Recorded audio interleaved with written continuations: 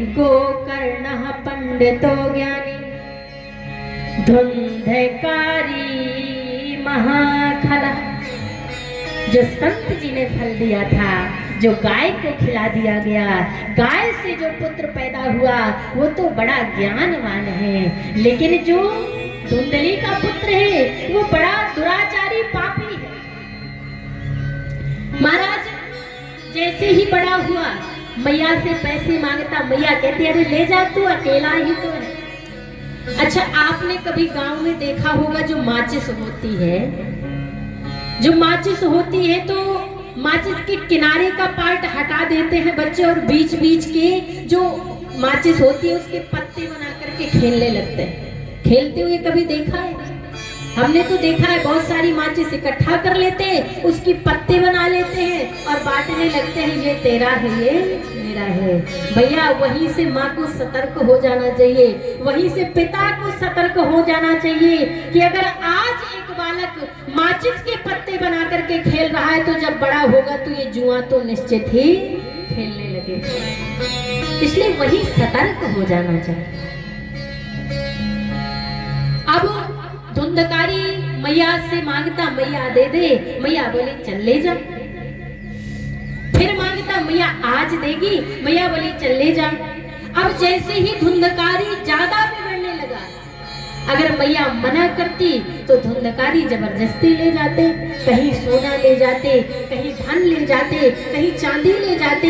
महाराज जुआ खेलने में धुंधकारी सब कुछ हार गया और मदिरा का भी पान करने लगा है। मदिरा समझते हो, दारू भी पीता है। अच्छा, दारू पीने वाले तो हर गांव में मिल ही जाते हैं।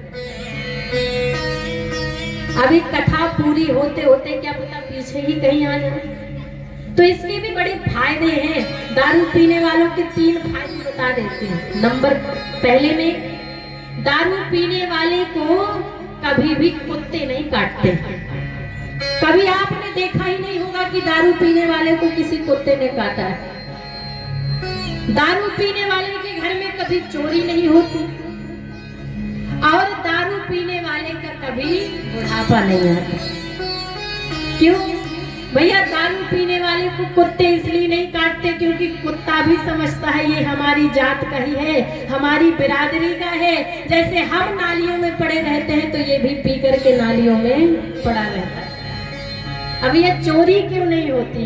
क्योंकि चोर को भी पता है कि जब घर के बर्तन भी उठा के बेच लिए हैं तो चोरी करके मिलेगा ही।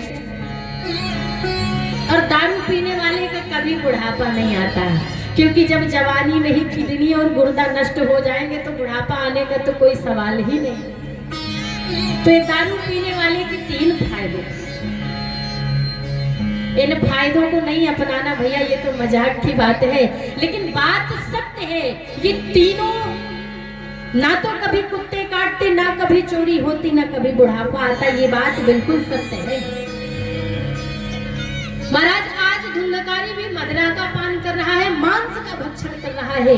जैसे ही आत्मदेव जी को पता चला, आत्मदेव जी ने कहा बेटा तूने तो मेरे स्वर्ग जैसे घर को नर्क का अड्डा बना दिया है।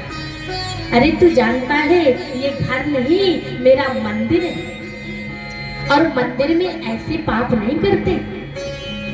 धुंधकारी कहता अरे पिताश्री आप तो बूढ़े हो गए हैं तो आपकी बुद्धि खराब हो गई। अरे ये नया जमाना है, लोग यहाँ पर ड्रिंक करते हैं, मांस खाते हैं। पंडित जी ने रोकने का प्रयास किया लेकिन धुंधकारी नहीं माना। एक दिन पंडित जी चिंतित बैठे हुए हैं, गोकर्ण जी को बुलाया और गोकर्ण जी से कहने लगे बेटा गोकर्ण मैं बड़ा कष्ट में हूँ क्योंकि मेरा पुत्र धुंधकारी तो पाप ही पाप करता जा रहा है।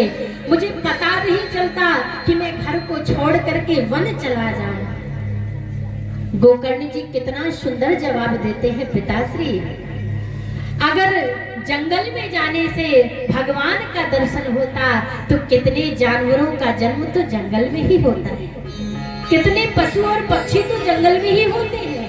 क्या कभी उनको परमात्मा का दर्शन हुआ है? अरे अगर आपके मन में श्रद्धा है, आपके अंदर भक्ति है, तो घर में भी बैठकर परमात्मा का भजन कर सकते हैं। पंडित जी ने कहा मेरा पुत्र है वो बिगड़ता जा रहा है। गोकर्ण जी ने कहा यही संसार की विडंबना है। आप कहते हैं ये मेरा पुत्र है, ये मेरी पत्नी है, ये मेरा बच्चा है। अरे भैया, अगर आपकी पत्नी है तो उसकी मृत्यु कभी आपके पहले हो जाती, कभी आपके बाद होती। मृत्यु होने के बाद कभी किसी ने कोई चिट्ठी लिखकर भेजी है कि महाराज मैं स्वर्ग में ठीक हूँ, आप अपना ख्याल रखना। बोले एक शरीर होता है, शरीर में 2 आंखें होती हैं, वो कभी भी अंधी हो सकती है, कोई रोक नहीं सकता। शरीर पर पैर होते हैं, पैर लंगड़े हो सकते हैं, क्या आप रोक सकते हैं? शरीर पर हाथ होते हैं, हाथों को भी सहारा नहीं मिलने लगता, शरीर बूढ़ा हो जाता है, क्या आप रोक सकते हैं? अरे इस मनुष्य के शरीर की सिर्फ 3 गति हो सकती है कि मरना तो सबको है, मरने के बाद अगर आप उसके शरीर को जला देंगे तो राख बन जाएगा। आप यदि उसको नदी पर फेंक देंगे तो मगरमच्छ खा जाएंगे, और जमीन पर गाड़ देंगे तो वो मिट्टी बन जाएगा। इससे ज्यादा शरीर की और गति कुछ भी नहीं हो सकती।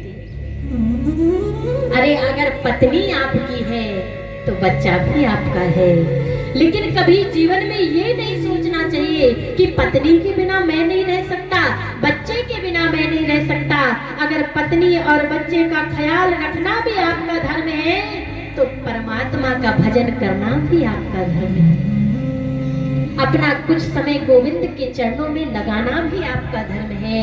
और जिस दिन आपने ये बात सुन ली, समझ ली, उस दिन आपके मुख से एक ही आवाज आएगी कि चल रे हंसा अमर लोक को, यहाँ कोई नहीं तेरा है, जग वालों का हुआ सवेरा, अपना हुआ अंधेरा। महाराज गोकर्ण जी समझा रही है, आत्मदेव जी समझ रहे हैं। जब गोकर्ण जी का जाना हुआ, आत्मदेव जी अपने घर को छोड़कर जंगल की ओर चले गए। अरे इस मोह माया को छोड़ दें, परमात्मा का भजन करें, क्योंकि सब कुछ झूठा हो सकता है। मेरा गोविंद, मेरी श्री जी, इनका आशीर्वाद, इनकी कृपा कभी झूठी नहीं हो सकती।